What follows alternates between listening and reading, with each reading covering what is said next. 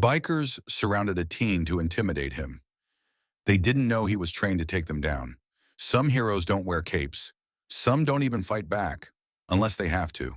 In a quiet park on an ordinary Saturday, a boy in a suit learns that standing still can be louder than shouting and more powerful than violence. Before we start the story, write in the comments from which part of the world you're watching today. You wouldn't expect to see a boy in a navy blue suit sitting on a park bench, hands folded, watching a soccer ball roll across the grass. Not here, not now, not alone. But Michael was that boy. It was a Saturday afternoon, and the city park had its usual rhythm. Dogs on leashes, teenagers on scooters, elderly couples sharing soft conversations. Children screamed in delight as they chased each other between benches and trees, while somewhere in the distance, a band played through a crackling speaker. The spring sun filtered through the leaves in patches, warming the stone paths in between cool gusts of wind. Ordinary, safe. Michael sat with his back straight. His tie was slightly loosened, barely. A silver pin glinted under his jacket's lapel. That pin meant something. It had been awarded just 2 hours ago at the school's annual academic ceremony. Top of his class, best in mathematics and literature. A speech he didn't want to give, but did anyway. Applause he didn't know what to do with. He had thanked the teachers, his parents, and his little brother, and now he waited. Jordan, 10 years old, was playing football with a few kids by the West Field. Michael had promised to watch, not hover, not coach, just be there. That's what their mother had asked. Let him play. Let him feel big while you're near. Michael watched the game with a soft smile, his fingers gently tapping the armrest. He didn't notice the 5 motorcycles pulling up at first, not until the engines fell silent and laughter replaced the hum. The voices didn't belong here. They sliced through the calm like glass underfoot. Too loud, too brash, too careless. They came into view slowly, like shadows turning into people. 5 of them, all young men, older than Michael, but not by much. Maybe 18, maybe 20. They wore torn jackets, chains, worn boots. The leader had a red beard and a thick neck. His grin was the kind that never reached his eyes. The others echoed it, leaning against their bikes or letting helmets dangle from one hand. Michael didn't move, not out of fear, out of habit. When something unpredictable approached, he remained still, let it define itself before reacting. The leader stepped forward. His boots crunched the gravel. Well, well, look what we've got here. A little prince on a bench, he said, smirking. Someone lost their way to the palace? The others laughed. Michael looked at him calmly. No change in his posture, no panic in his eyes. He didn't smile, didn't frown, just watched. Another one spoke up. Yo, is he deaf or just stupid? That got more laughter.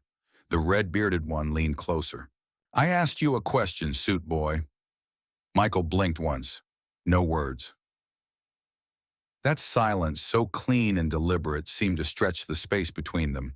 The leader's grin flickered for a second. Just a second. Then a shift in tone. He took a step around the bench. Another biker followed, circling the other side. Like wolves, slow and patient, testing the prey. Michael's heart began to beat faster, but not too fast. He didn't show it. Too good to answer? You think you're better than us? Another one spat. Then came the push. It wasn't violent, just a hand to the shoulder, a gesture that said, move. You don't belong here. Michael stood up. It was one movement, smooth, controlled. His back remained straight. His arms didn't rise, his face stayed level. The biker who pushed him wasn't ready. Michael took the hand on his shoulder, turned his body with it, and with the simplest redirection of balance, like rolling water, the boy stumbled forward and fell to one knee. No one laughed now. The air grew still again. The sound of the football game in the background faded as Michael's stance shifted. He didn't take a step toward them. He didn't raise his fists. But something had changed. His silence no longer looked passive, it looked dangerous. The leader narrowed his eyes. Michael said nothing. In that silence, it was no longer something to mock. It was something to fear. The boy who had stumbled to the ground looked up, eyes wide with a mixture of confusion and rising anger. His hand scraped against the gravel as he stood up too fast, as if the fall itself had been an insult. Michael didn't flinch. He returned to stillness, not seated this time, but standing, feet shoulder-width apart, hands relaxed by his sides. Not clenched, not aggressive. The red-bearded one took 2 slow steps forward, his boots dragging just enough to make sound. He tilted his head as he walked, studying Michael like a strange artifact. "You some kind of fighter?" he asked. Michael didn't answer. A third biker spoke, taller and leaner than the others, with a long scar running from his eyebrow to his cheek. "He's trained. That move wasn't lucky." "Trained," the red-bearded one repeated, tasting the word. Then turning his voice to the group, "We got ourselves a little ninja." Chuckles. But they were hollow now. Even Jordan, far on the field, had stopped playing. The other kids stood watching, unsure what to do. One of the younger ones ran toward the nearest adult. Michael noticed that. Could. Then came the second move. Deliberate now. The red-bearded biker raised his hand slowly, palm out, and waved the others to surround. They fanned out without words. One on Michael's left, one on his right, 2 behind. A loose circle, casual but closing in. Michael felt the change in weight. The tension in the air thickened. Adrenaline began to whisper at the base of his spine. His breath stayed even. He shifted slightly to angle his body, not backing up, just turning to keep the most in view. "Let me tell you what's going to happen," said the red-bearded one, taking another step. "You're going to apologize to my boy for that stunt. Then you're going to hand over that shiny little pin you've got, and maybe we forget this happened." Michael finally spoke. His voice was calm, without edge. "No." That single word cut through the tension like ice on hot steel. The biker stopped. "No," he repeated. "That's all you've got?" Michael didn't blink. Behind him, one of the boys shifted impatiently. "Screw this," he muttered and lunged. The movement was fast but predictable. Michael turned his shoulder into the grab, stepping inward rather than away. The biker's momentum worked against him. Michael locked the wrist, pivoted, and swept the leg. Not a kick, but a precise motion. The attacker's balance evaporated. He landed hard on his back with a surprised grunt. It all happened in 2 seconds. Now the tension broke, but not with action, with hesitation. The boy with the scar moved next, chain in hand. It wasn't a weapon, yet, but it hung like a threat from his fingers. Michael saw it. He didn't wait. He stepped forward into range, and with a sharp upward motion, disarmed the biker with a twist and grip that forced the chain to the ground. He didn't hold it. He didn't swing. Just let it fall. Another turn, another step. The tallest of them tried to kick him low. Michael sidestepped. Low stance, center of gravity controlled. One sweeping motion, and the biker's supporting foot left the ground. He dropped with a dull thud. None of them were seriously hurt, just confused, angry, embarrassed. But the damage was done, not to their bodies, but to their certainty. A small crowd had gathered now. Dozens, not helping, not interfering, just watching. Phones were out. Some were recording, some were just frozen. A few older men had begun whispering among themselves, ready to step in. Too late. The red-bearded one looked around, saw the cameras, saw his boys on the ground, saw the calm figure at the center who hadn't broken a sweat, hadn't said another word. "Let's go," he barked. "Now." The others hesitated, some out of shame, some out of disbelief, but they obeyed. He turned last, pausing beside Michael, close enough that only the 2 of them could hear. "This ain't over," he muttered. "You'll see me again, suit boy." Michael didn't answer. And just like that, the 5 of them were gone. The sound of engines filled the air again as they rode off, not triumphant, but escaping. The park slowly began to breathe again. Conversations resumed, carefully.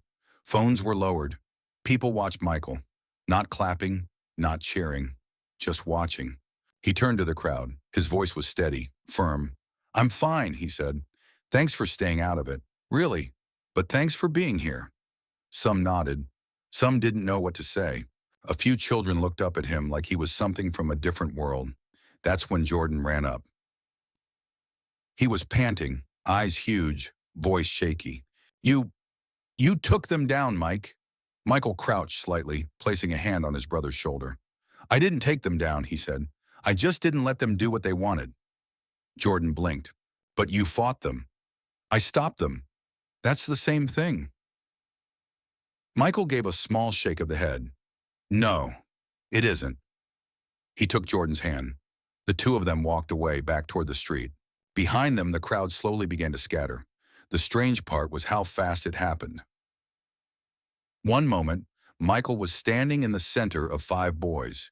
No, not boys, young men, circling him like curious predators. The next, the park erupted into motion. But no one except Michael moved with purpose. The first attacker lunged again, not learning from his fall, this time more desperate. He reached for Michael's collar with both hands, aiming to slam him against the bench behind. But Michael didn't step back. He stepped in. Weight shifted. Grip redirected. Michael twisted the boy's arm across his own chest and used his elbow to redirect the attacker's motion into the ground. The boy landed on his stomach, wind knocked from his lungs. No broken bones, no screams. Just humiliation, a half second. Another came from behind, chain raised. Michael felt the shift in air before he saw it. He ducked low, pivoted around, grabbed the attacker's arm, and trapped it under his shoulder. The chain clattered against the stones. Another second gone. Michael turned again. A tall, wiry figure moved toward him with a bottle. Brown glass, half full. He hadn't seen him holding it before. The boy's face was clenched, already committed. But Michael struck the bottle-bearing wrist sharply with the side of his palm, then kicked the attacker's ankle just enough to unbalance him. The bottle fell and shattered. 2 seconds more. Michael didn't speak. His eyes were alert, not wild. His breathing was steady. That left only 2. One of them, narrow eyes, shaved head, paused. He had seen enough. His posture wavered, legs halfway into a step, then pulled back. The last was the leader, the red-bearded one. He hadn't moved. His arms were crossed but tight now, his jaw flexing. 1,000 calculations behind that still stare. The crowd was no longer just watching. They were whispering. Cameras were definitely recording. Some people had begun calling out, "Hey, someone call the police. They're just kids. Leave him alone." But Michael didn't need help. That was what stunned them most. He hadn't screamed. He hadn't shouted threats or tried to prove himself. He had simply taken control, moment by moment, with clean and silent precision. The entire confrontation, what people would later describe as the fight, lasted less than 10 seconds. But in those 10 seconds, the dynamic of the park, of power, of fear, had shifted. The bikers were no longer hunters. They were children outmatched. The red-bearded one took a slow breath through his nose, then gave the faintest shake of his head, like he didn't believe what he'd just seen. His voice, when it came, was low and gritted. "He's not normal." The one with the chain, now nursing his wrist, echoed it louder, panic in his voice. "He's not normal. What is he?" Then the leader barked, "Go!" They left, not in formation, not together, scattered, staggering, running to their bikes like kids running from a house they weren't supposed to be in. Michael remained where he stood, hands still lowered. He glanced around. The soccer ball Jordan had been playing with lay near the bench, forgotten. Michael bent down slowly and picked it up. His hands weren't shaking. His heartbeat, though rapid, was already slowing. He looked up and found the eyes of the crowd again. Some of them were still recording, some weren't. A few adults gave him approving nods. Others looked away, ashamed perhaps that they hadn't done anything. Michael didn't want their approval. He only wanted quiet. He walked over to a woman holding a crying toddler. She had backed away during the scuffle, now clutching her child tight. Michael offered her the ball. "Yours?" he asked softly. She blinked at him, nodded, and took it. "Thank you," she whispered. "Are you okay?" He paused, thought about the question. Yes. But it wasn't entirely true. He was not hurt, not bleeding, not even winded. But something inside had shifted. Michael turned, and that's when Jordan burst out from behind a nearby trash bin where he had hidden once the shouting started. Michael! He ran full speed. The other kids followed from the field, uncertain, wide-eyed. Michael crouched and caught his little brother in a hug that nearly knocked him over. Jordan's breath was ragged, but he wasn't crying. Not yet. I saw the whole thing, Jordan said into his shoulder. They couldn't touch you. Michael didn't respond. He stood, kept his hand on Jordan's back, guiding him away from the crowd. One man tried to stop him. Hey, kid, you okay? What do, martial arts or something? Michael didn't answer. Another voice, more insistent. That was incredible.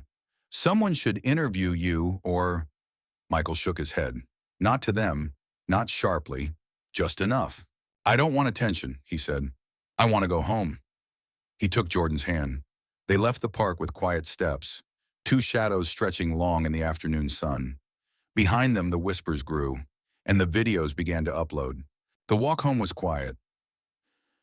Not the kind of quiet that calms the nerves, but the kind that wraps around your chest and makes you feel the shape of your breath.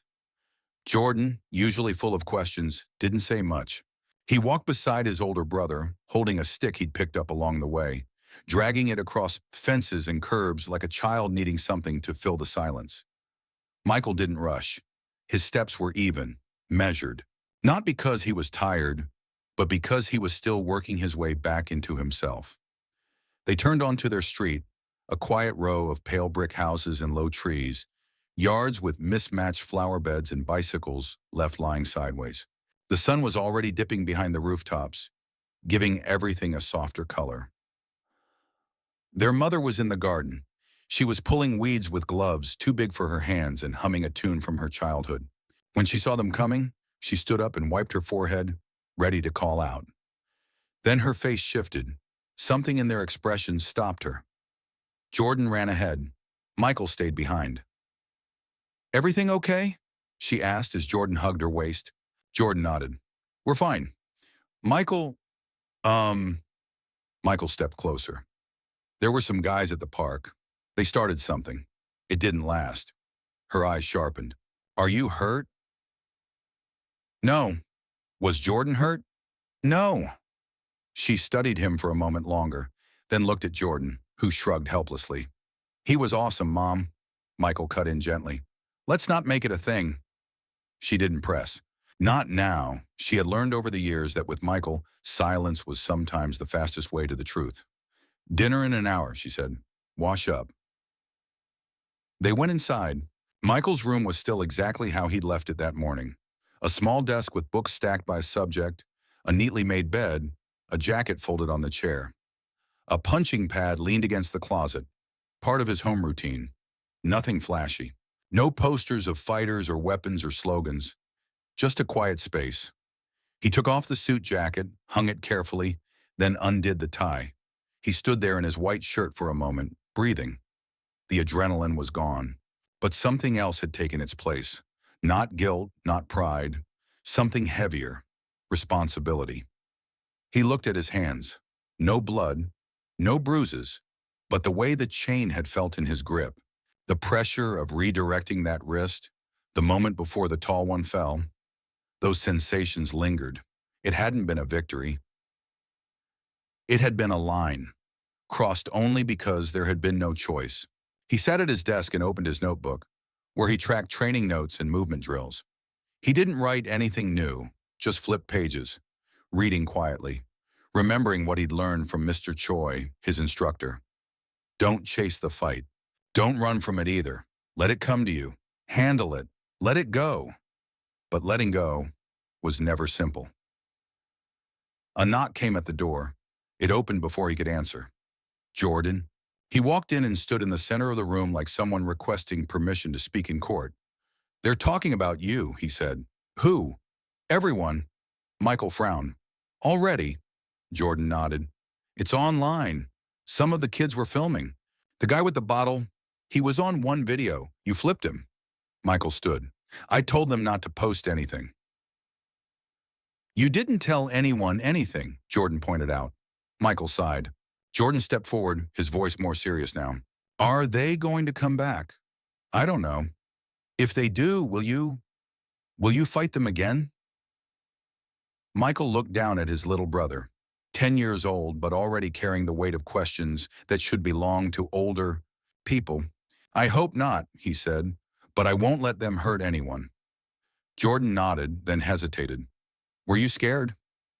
Yes, but you didn't look scared. That's what training is for, Michael said. You feel fear, but you don't let it decide for you. Jordan sat down on the edge of the bed. I want to learn. Michael raised an eyebrow. Not to fight, Jordan said quickly. To be like that, like you were. Michael smiled faintly. Not because he was proud, but because for the first time today, something felt clear. All the tension, the moral weight, the unease, suddenly had a reason. It had left a mark on someone, and that someone mattered. You're already stronger than you think, he said. But if you want to learn, we'll start tomorrow. Early. Jordan grinned. Before school? Michael nodded. Their mother's voice echoed up the stairs. Dinner. They went down together. The table was simple. Soup, bread, roasted chicken. Their father was already seated reading messages on his phone. Their mother lit a candle even though it wasn't a special day. They didn't talk about the park. Not during the meal. Only after, when the plates were cleared and Jordan had gone to get ready for bed, did their mother look at Michael and ask softly, How bad was it? Bad enough. Did you hurt them? No more than I had to. She exhaled. Did anyone help you? He paused. Everyone helped, he said, by not helping. She understood what he meant. That night, Michael stood in front of the mirror, not to admire himself, not to relive the moments, just to see himself. He didn't look like someone who had done something remarkable. He didn't feel like someone who had made a statement. He looked quiet, and that was enough. It wasn't heroism, he said under his breath.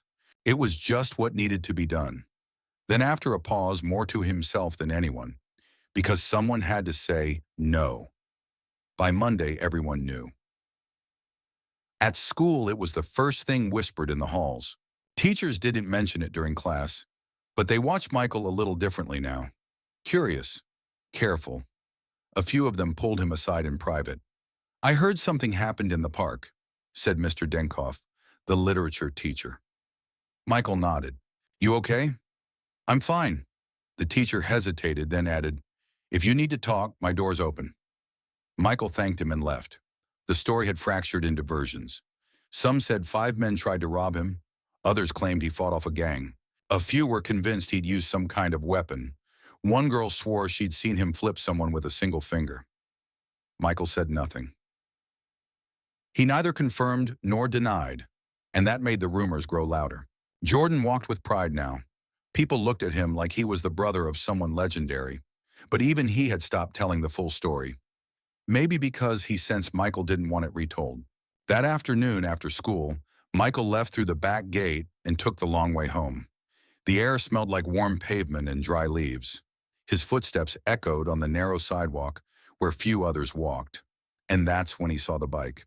Not a group of them this time, just one. Leaning against the fence outside a closed auto garage, a familiar shape sat on the hood of a dusty red car, chewing something, watching him. It was the red-bearded one. No others. No threat in his posture, just stillness. Michael kept walking. Hey, suit boy, the biker called. Michael stopped, turned. The man slid off the hood. He had no grin now. His hands were in his pockets. I'm not here to fight, he said. Michael didn't move. Then why are you here? To ask a question, the biker said, and maybe say something. Michael waited. The biker glanced away, then back. You didn't have to go that easy on us. Michael raised an eyebrow. I've been in fights, the man continued. You held back. Every move. You could have hurt us. I didn't want to, Michael said simply. Why? Because hurting you wouldn't prove anything. The biker nodded slowly, as if confirming something to himself. He stepped a bit closer, not threatening, just real. I thought you were trying to humiliate us, he said. You made us look weak. No, Michael said. You made yourselves look weak. I just didn't join in. The biker breathed out, a short laugh with no humor. I thought I was tough, but you stood there and didn't even raise your voice. That scared me more than a fist. They stood in silence.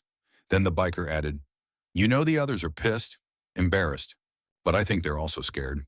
Michael didn't answer. I came here to say we won't bother you again. Michael nodded. Thank you. I'm not apologizing, the biker said quickly, like it was important to make that clear. But I'm not pretending either. Understood. The biker started to turn, then paused. One more thing, he said. You didn't tell anyone who we were. No police. No parents. Why? Michael thought for a moment. Because I don't want revenge, he said. I wanted it to stop. The biker nodded again, slower this time. Then he walked to his bike, kicked it to life, and rode off without looking back. Michael stood for a while. No triumph, no music swelling behind him. Just the sound of the street and a bird overhead. He walked home. That evening after dinner, Michael returned to the mirror. Same face, same eyes. But he saw something now he hadn't before. Not confidence, not power, peace. Jordan walked in again. Are they coming back? No, Michael said. Jordan studied his brother's face. Did you scare them? I made a choice, as Michael replied. To fight? To not hate them. Jordan frowned. But they deserved it. Michael didn't disagree. He just said, that's the difference between strength and anger. Anger wants payback. Strength wants peace. Jordan sat down on the bed. So you're a hero?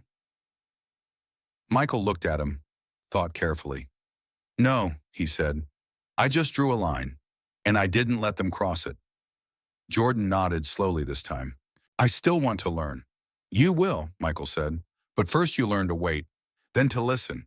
The rest comes after. That night, as the house grew quiet and the streetlights flickered on outside, Michael wrote a single sentence in the back of his notebook. Not a diary, not for anyone else to read. Just for him. Real strength is saying no without shouting it. Then he closed the book and finally slept.